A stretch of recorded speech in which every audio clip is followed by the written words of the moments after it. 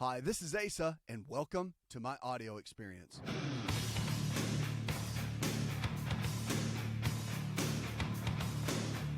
It's a new you, America. Remember, you can change. You can. All you have to do is have the radical changes that you need for the radical results that you're looking for. Our health can change, but you have to be willing to change. And really, we're in a place right now in America where I think, even though almost half the American population is overweight or obese, even though we've made poor choices for a long period of time, the great news is that we can change. The great news is that if we're willing to make the change, we have more education now than ever. We've learned more about health than we've ever known. We've learned more about prevention and lifestyle. It's kind of like there's nothing new under the sun, but there is a lot now as far as medical science goes to how the body functions. And we've learned so much in the old days that we're bringing back to the new days and applying it. Things simple as getting our vitamin D levels up and how much that can radically transform our health and keep us out of things such as disease and certain disease process, as long as we're willing to change. But the key is, are you willing to change? Are you willing to go from where you are to where you need to be? See, that's the key. The key is wanting to know that you can live better, wanting to know that you can do better, wanting to know that your life can change. And we're going to talk about that. I want to talk so much about what we can do to radically transform our health on this show. And our food for the day, we're going to talk about that. It's coming up in just a moment. Remember, food is our best medicine. But there's a Wisconsin judge that declares individuals have no fundamental right to own cows and drink raw milk. In Wisconsin? Really? Because after being petitioned for clarification about his decision in a recent legal case involving individuals' freedom to consume raw milk and own shares of dairy cows, Judge Patrick Fielder vehemently declared that individuals do not have fundamental right to consume the foods of their choice, and essentially reiterated the state's position that raw milk is simply off limits. Now, let me just say for a second, because I'm a big fan of raw milk products. They're extremely important, I think, for our overall health, and one of the reasons the pasteurized dairy, even the organic pasteurized dairy, is not the best for us. The molecules change when you go through the pasteurization process. You get so much out of the raw cow and the raw milk. Raw goat's milk is just unbelievable as far as your health. And goat's milk is the closest molecular structure we have to human mother's milk. And so I just think I think it's absurd that we're not able to, as consumers, to be able to have the choice, really, when it comes to raw milk. But the Farm to Consumer Legal Defense Fund, on behalf of Zinnecker Family Farm in Wisconsin and several other farms, filed a lawsuit against the Wisconsin Department of Agriculture, Trade, and Consumer Protection back in February, asking it to clarify its interpretation of the law in regards to raw milk. You can check this out online. But Wisconsin is among the most restrictive U.S. states as far as raw milk is concerned. Raw milk sales to consumers are prohibited, but private cow share agreements in which the individuals purchase shares of their own cows are exempted.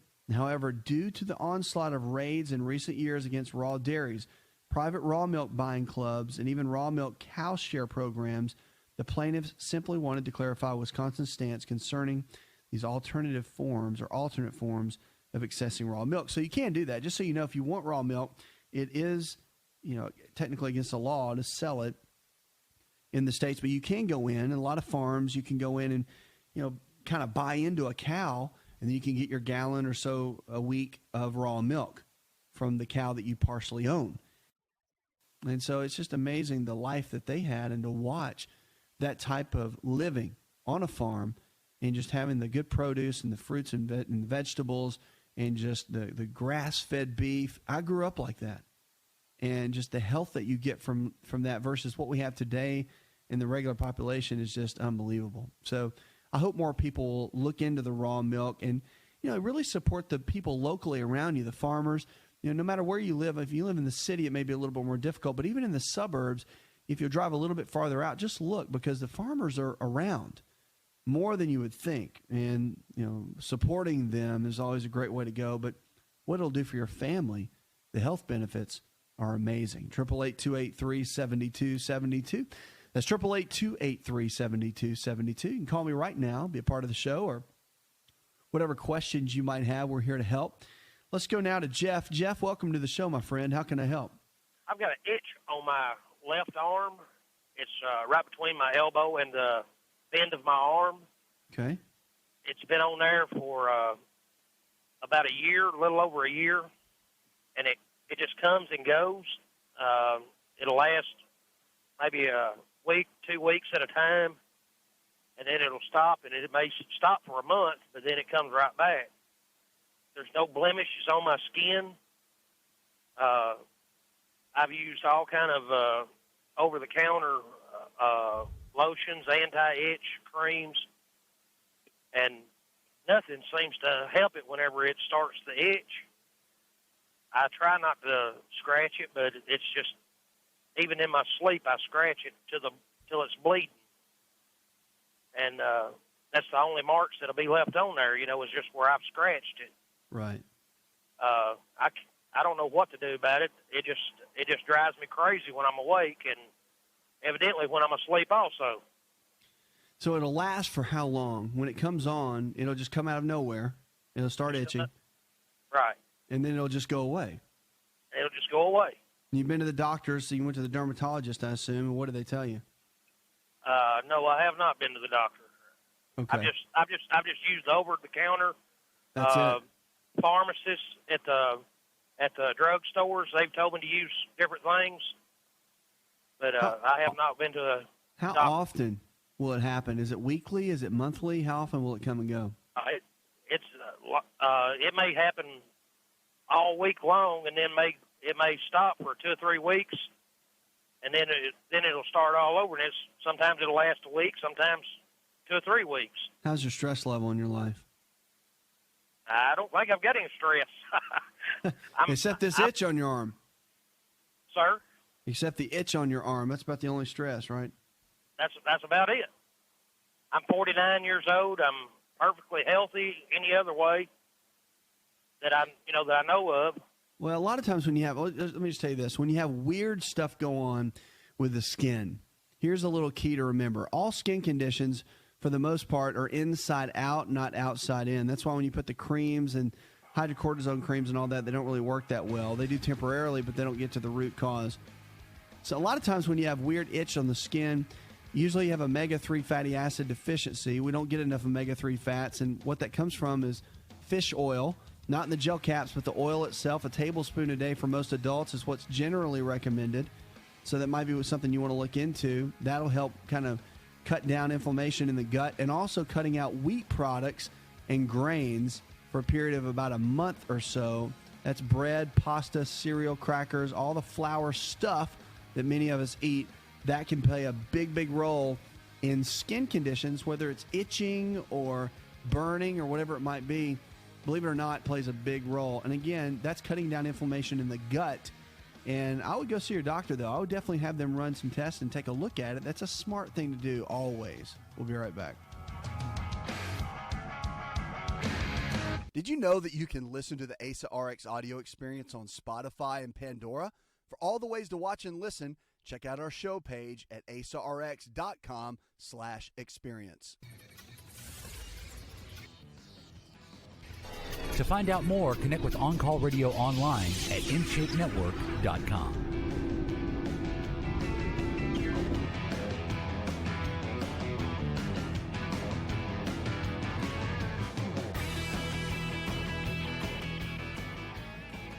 Your health is your greatest wealth. I hope you know that.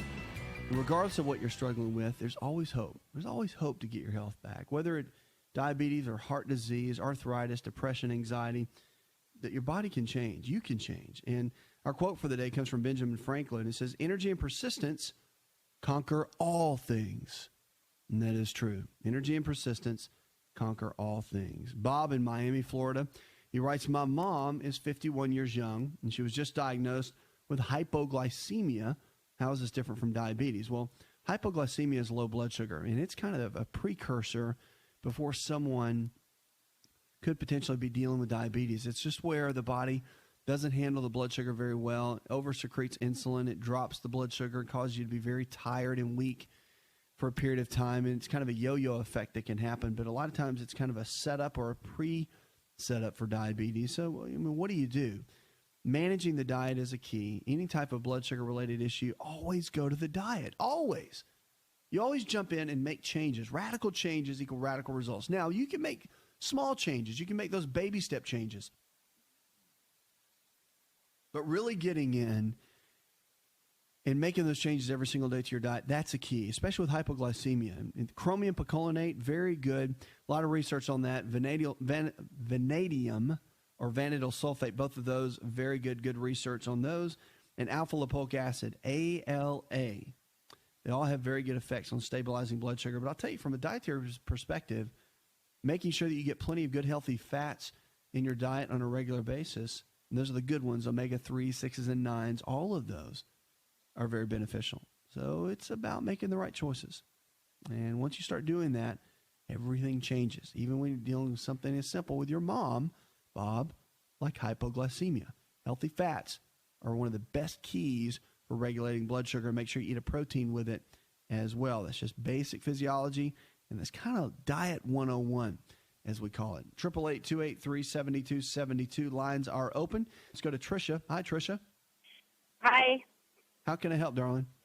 I was calling regarding my 5-year-old daughter. She has extremely red cheeks and will occasionally get white bumps on them. And then on her arms, she has white bumps from her shoulders down to her wrist. She's had it for about a year and a half, and I don't know what it is or what to do for it. Now, what have the pediatrician said? You've been there? Yeah, the pediatrician just said it was just dry skin and to put this heavy cream on it, which did absolutely nothing for it. And so the little white bumps, do they spread or do they stay in one spot? On her arm, it seems like they go they're kind of just all over. On her cheeks, it kind of just stays in one spot. Her cheeks will get really red, and then she'll get little clumps of white bumps, kind of closer to the eye area. And do they go away? Yeah, the ones on her cheeks when it looks like it's inflamed, red, the white bumps are worse, and then when it goes down and the inflammation is down, the white bumps will almost be gone. Sometimes gone completely. Yeah, I mean, one of the big issues with skin conditions, I talk about this often, and the skin conditions always come from the inside out, and that's why the creams typically don't work. So one of the big issues when you're looking at whether it's a child or an adult, and you're looking at the skin, coming off gluten is always a good kind of thing to do. And a lot of the research out there, gluten plays a big role in skin conditions. So it's probably a lot of what she eats, bread, pasta, cereal, crackers, all the flour-based foods. And so, literally coming off of those can play a big role. But your pediatrician, should kind of play a role in this too. And I know you've already been. They gave you cream. But I would talk about foods, food allergies. Maybe get tested for that. There's some blood testing that could be done for food allergies, which could be a potential issue. And omega-3 fatty acid deficiencies, which a lot of kids have. And probiotics. Probiotics put the good bacteria back in her digestive tract. And that's something that most kids and even adults should be using on a daily basis for optimal health. So I think that's something you might want to look into if you haven't already. And the probiotics are very simple. A lot of pediatricians are big fans of them now and, recommend them often. So look into that as far as her skin condition. Because remember, when you get the gut healthy, you get the skin healthy. And the skin's the largest organ, but what goes on in the digestive tract will show itself on the skin. And that's one of the big issues here in the middle of it, okay? Keep me posted on how that goes. 888-283-7272. That's 888-283-7272. Lines are open. You want to talk about your health and your life, you can give me a call right now. Now, you talk about stroke victims, and, believe it or not, we're seeing stroke, I think, more than ever. Well, they're saying singing may help some of the stroke victims regain their speech. A lot of times with stroke, speech is impaired at some level, but they're saying singing can now help stroke patients which suffer from non-fluent aphasia, which is a severe difficulty in speech, relearn how to speak, according to a new study. The researchers in Germany are pointing out, however, that's rhythm and formulaic phrases associated with singing, not the melodies, that makes the difference. The lyrics and the phrases of the patients were most familiar and had the biggest impact on their articulation, which I think is really interesting. And even when they were spoken and not sung, the investigators found and concluded that the findings could lead to the development of new therapies for speech disorders. Now, speaking difficulties are common among people who suffer strokes that damage speech areas in the brain's left hemisphere, but the right side of the brain, which supports the important functions of singing, often remains intact in these patients. Now, previous research suggests that singing would stimulate areas in the right hemisphere that would take on speech functions of the damaged areas. So interesting how something so simple as singing can regenerate and rehab the brain and rehab certain areas of the brain where speech is involved. So great research out there, and more is coming along the way. 888-283-7272. You know, 80% of the health challenges we face today are diet and lifestyle related. That means that somehow, some way, we've lifestyled our way into getting sick. But the good news is, if we can lifestyle our way into getting sick, we can lifestyle our way out and get well, stay well, and live well. That's what the show's about. It's about empowering you to make better choices.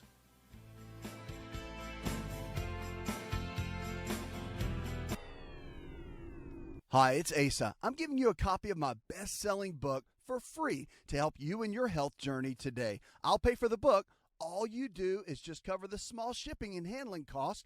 Go to asarx.com and get your free book today.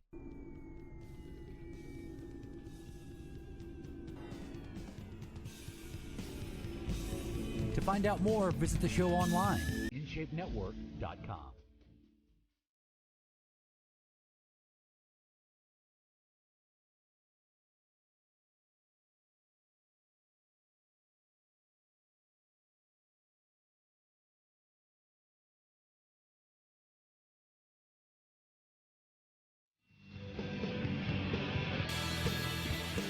You can also go online, shoot me an email.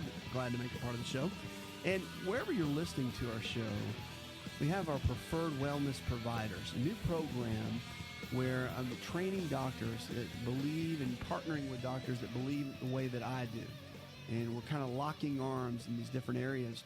And, of course, so if you need to find someone in your area, you really got some tough health challenge, no one's been able to take care of it, you really haven't been to a doctor in a long time, and you want to go to someone, these are doctors that I trust that know and understand these principles that I talk about on the show, and they implement that in practice. They're called our preferred wellness providers, and you can find them locally. You can call the 800 number here on the show, and we have an entire staff dedicated to getting you the right doctor and the team that you need to take care of you in your area. So that's our preferred wellness providers. Call the same number, 888-283-7272, and it'll get you to the right folks that need to take care of you. So let's kick it off right now and go with Fred. Fred, welcome to the show, my friend. How can I help? Well, first, let me make a little comment after saying good evening. Really appreciate what you do. You use your platform well, speaking for people that are uninsured, disenfranchised, so to say, unemployable. Medical attention is a long way off. And if it weren't for what you do, a lot of times hope would be lost. So, thanks a lot, man. That means a lot. With that said, 56-year-old male, okay, 38-year hard drinker, high-stress occupation, okay, 40-year smoker, diagnosed in 2003, cirrhosis, Hep C. Due to the structure of some of the things with the insurance companies while off on medical leave, re-enrollment came up. I was not notified. So I've been basically using what social programs there are available, which doesn't go into any in-depth testing, screening, genotyping, anything of that nature. Had to move back home this March with my elderly parents who are disabled. Their resources are very limited. I have signed up for a medical program that's sponsored through the county. However, I'm in a holding pattern until that is approved. Approximately 60 days ago, pain in the abdomen became real severe. Had to make a trip to the ER, which I didn't like to do, but didn't know where to go from there. CT scan was done, enlarged and irregular placed lymph nodes in the pancreas area. Okay. In the last 60 days, the diets went from good greens, the good foods, in moderate portions, small meals every day, multiple meals, to baby food, store-brand nutrition drinks, and it seems to be getting worse. I've got approximately another 90 days to go before whether I know I'm going to be approved to get any in-depth screening, maybe set up a prognosis for a treatment plan. So what can I do myself now that I'm not doing? First thing, always, especially when you're dealing with the liver and Hep C, you've got to deal with your eating habits. That's first and foremost, okay? So, I mean, that is the key, really, because the regeneration factor and doing everything you can to make the best choices so your body can function at the best level it can, because already there's damage done to the liver, and so you want to do everything you can to put the good stuff in the body so it's not struggling as hard. Correct. All right. So have you made any major changes in your diet or no? Well, like I said, within the last year, I had gone from my normal diet, which I was able to eat, which probably wasn't real healthy for me, to mainly steamed fresh vegetables, done away with the breads, the wheats. I got you. Milk seemed to bother me real bad, pretty much done away with it. And then about 60 days ago, it got to where the food just seemed to flush right through me, any kind of solid food, along with nausea and vomiting. And I'm talking 2 and 3 day bouts after a small meal of solid food. So I started with the baby food, basically. I didn't want to shut my system down, but didn't know what else to do. That was the only thing that would stay with me and give me a little bit of nutrition. And the nutritional drinks, store brand. Right. And that's where I'm at now. Okay. Well, nutritional drinks for sure. If you're gonna go liquid at all, make sure that you use something like Food Balance, which you can get at lifestyleresearch.org. And the reason is it's hormone free, it's antibiotic free, and the quality of what you're putting in right now is extremely important. So that the vegetables and all, I mean, you sounds like you're making better choices for sure. But is the pain that's been in your abdomen, does it come and go? Tell me a little bit. Is it a 10? Like 10's the worst. On a 10 scale, what would the pain level be? Okay, I normally walk around with about a 6. I've learned to manage that through breathing, and just relaxation exercise. I've learned to tolerate that. Okay. But usually 1 to 3 times a day, I'll have one heck of a flare up. It gets to a 10. It's a sharp stabbing pain in both my abdomen and my liver, and what concerns me now is the abdominal pain to the left side below the rib cage is really getting worse than the liver is. And I'm, real, my abdomen's real distended. I have to prop up with a couple of pillows, or I feel like I'm basically drowning, can't breathe. Right. So the doctors at this point, did they guide you nutritionally at all at any level? There was no offer of any kind of diet. Basically, I mean, I don't blame the doctors because they need to be paid too. So everybody's in a holding pattern, waiting on to see if this social program through the county will pay for anything. So, but meanwhile, basically, here you are. I have checked with them, and as far as, I don't want to call it superficial, but as far as any type of testing, any kind of treatment plan, basically their funds are so limited right now. I mean, they will test you and say, yes, you do have this. But as far as genotyping, as far as a lymph node biopsy, any PET scan, anything like that, nobody can do it right now. They don't have their funds, and they're trying to spread them out over so many people that they can't go into this specialized treatment, which you probably know I need. Yeah. Because their funds are limited. So, and the milk thistle, yes, it was good for me. I stayed on the omega-3s. Good. I did the cod liver oil, but Right. As my resources went away, which I thought I had a lot, like most people in this day and time, but then when you're without employment for so long a period, you realize then you didn't have a whole lot between you and the wolf. So as that went away, and we went down to a food stamp card every month, and back home with the parents, you have to make choices on what you're going to spend that on. And, of course, I try to help them, too, because they're limited on their resources. So, Right. So you do the best you can. the supplements, yeah, right. They're rather pricey if you want to get the good stuff. So, you have to look at where your money goes. Is it deodorant this month or is it milk this month? So it's, but then, I can sit and listen to you and know that, you're giving people good advice for the right reason, within your litigation happy society, and still trying to do what you can do for people. That's why I was saying earlier, when you fall through that crack, you often tend to be isolated. Yeah. And if it wasn't for somebody like you out there that I can flip on and listen and gain some knowledge, useful knowledge, then yeah, almost all the time hope's lost in. So Yeah, that means a lot. That's what we're here for. And oh yeah. the one thing I don't want you to lose is hope. And the one thing you have to know, that with your liver, so much of it can regenerate. And I'm telling you, medical science has changed so much and become so good with viral issues like hepatitis C for the liver in helping the body. That's why I'm just going to believe with you this thing's going to go through, and you're going to get the help that you need, and they can get in and they can do the biopsy and they can check. But now, let me just run through some things. I'll just kind of run down a list, a little bit of things that can help, from a couple perspectives. Now, there's a tea out there that's really good for cleansing of the liver. It's called Easy Act Tea. Easy Act Tea is not that expensive. It's fairly easy to get your hands on and very beneficial. Broccoli seed extract is also very good.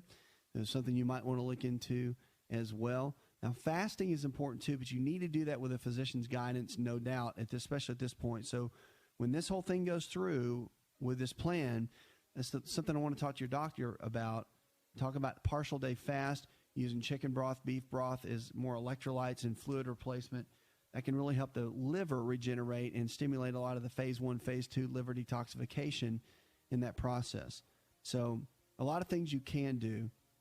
Look into some of the Easy Act Tea and some of those things as far as liver support. Glutathione is really good too. SOD is what it's called. Superoxide dismutase, extremely important, very regenerative to the liver, and just good for overall body function. So a couple things to think about. That'll send you off and running to Google and the health food store to go look around and do some research. But I'll just be standing with you, believing that this thing's going to go through, and I want you to keep me posted. Thank you for all the kind words. We'll be right back. Did you know that you can listen to the Asa Rx audio experience on Spotify and Pandora? For all the ways to watch and listen, check out our show page at asarx.com/experience.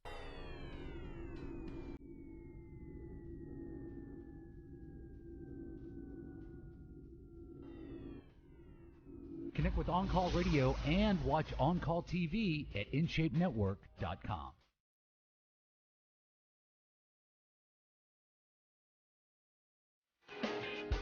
Lines are open, 888-283-7272. That's 888-283-7272. Check us out online.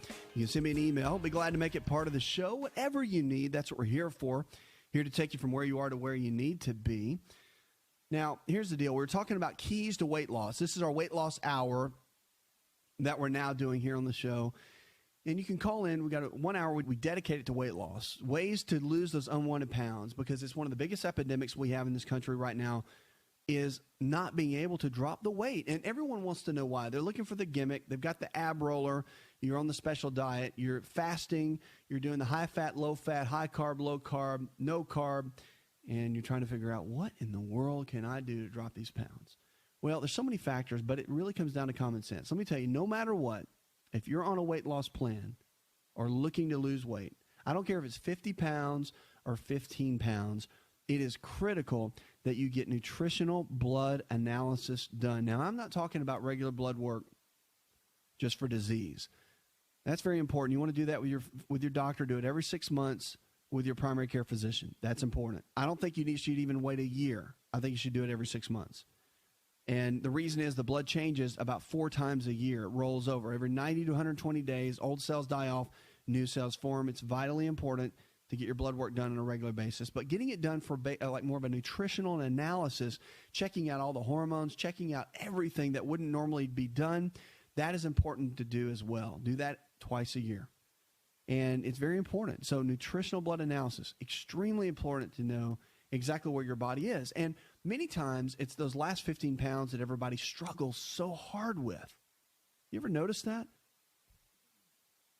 It's that little bit of extra belly fat, or it's that little bit of extra hanging on the hips and thighs. Well, the deal is if you get down, you figure out exactly what your body chemistry is doing, exactly what's going on with your body chemistry, that is where the key is overall. And figuring out what to do with that is where you're going to go to the next level with your health, and especially with weight loss and dropping those unwanted pounds. So getting down and figuring out what your hormones are doing, if there's any nutritional deficiencies at all. And here's a key. Leptin. Leptin is a fat-burning hormone within the body, and now we know it's one of the secrets to unlocking that fat-burning potential in your body. Simple blood test can verify it. It's expensive. Most doctors can't really code for it unless you've got a major medical condition that you're so overweight that it really covers for it. So that's something, if you're just doing it for general, you've got 10 pounds to lose, you just want to see where you are, it's more exploratory, it can be a little bit expensive, but it's very, very worth it. And it's something I would encourage you to have done. That and vitamin D, I think, are just 2 keys that need to be done regardless of what you're dealing with, and just kind of see where you are. But leptin is a key. And there's a lot of secrets to really dropping the weight, and it's all common sense. Once you get the keys and you have a good common sense plan, it makes a big difference. They said to banish belly fat, a great article.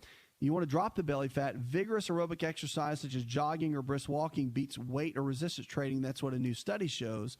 So if you're overweight or mildly obese and want to lose the fat, belly fat, visceral fat, or liver fat. Now here's the interesting thing that says that.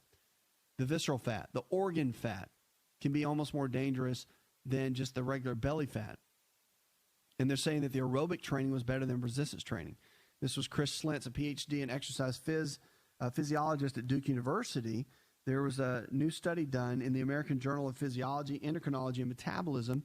The belly fat fix study details, they say this: aerobic training group exercised by walking on a treadmill on an incline. They put equivalent of 12 miles of jogging at 80% of their maximum heart rate each week. And the resistance training group did 3 sets of 8 to 12 repetitions on weight training machines 3 times a week. The combination group did both workouts. Study lasted for 8 months. Slentz focused on visceral fat. It's located deep within the body around the stomach and fills spaces between internal organs. Think of that like the inside fat, and it's the one that's strongly linked to heart disease, diabetes, and other health problems. It's different from the subcutaneous fat, which is just underneath the skin, kind of more of that belly fat, and that's what expands the waistlines. But they found that the aerobic group did better. Now, here's the deal. It's great that they've done this study. And I wanted to read this to you because still the surge training that we have, which is more of hormonal training, is stronger of a physiological response for burning body fat even than this. So you can go bust your can and walk on the treadmill for 45 minutes. That's fine. You can go out and jog for an hour. But you can actually get more of a result in 20 to 30 minutes of busting your can, even 12 to 15 minutes they've done in some studies. Now, there's some workouts that say in 5 minutes, you can do really, really well. Well, you can get a response, and you can get a decent response to the body. But you need a little bit more than that from the research that I've done. But it doesn't take much. And it's about the intensity. It's about having those surges of higher intensity and then resting for just a moment and then surging again and just really hitting it hard. A lot of research on that. And you increase growth hormone, you increase testosterone. So just think about it. It's about training smart. It's about working out smart. You don't have to spend a lot of time. You know, in our busy schedules, busy life, many people don't have an hour. You don't ever want to spend an hour because it'll increase a lot of the negative hormones like cortisol within the body. You want to keep it between, if you like to work out longer, don't ever go over 45 minutes. I don't care. I mean, as long as you're excited about it, that's great with me.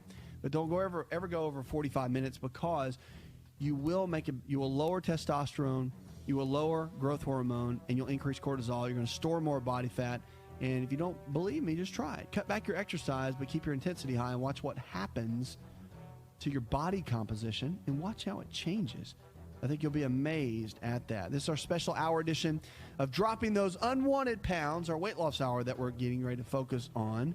So if you've got questions for next week, you can shoot it to it, email me, and just put weight loss in there somewhere. We'll make you a part of the show. Or if you want us to call you in the show or call in on the show next time, we'll keep you posted. You can look on the website. We'll post that as well. Also at Facebook, join me there, and we'll keep you posted with all that's going on with the show. Puts another hour in the charts. I'd like to thank our producer, Jay Patrick. I'm your health and lifestyle coach. Go tell one person something you learned on this show, and together we can change the health of our friends, our families, and our communities. You're listening to the best in healthy talk radio. Did you know you could listen to the Asa Rx audio experience on Spotify and Pandora? For all the ways to watch and listen, check out our show page at asarx.com/experience. Hi, it's Asa. I'm giving you a copy of my best-selling book for free to help you in your health journey today. I'll pay for the book. All you do is just cover the small shipping and handling costs. Go to asarx.com and get your free book today. This episode is over, but check episode notes for links to products and services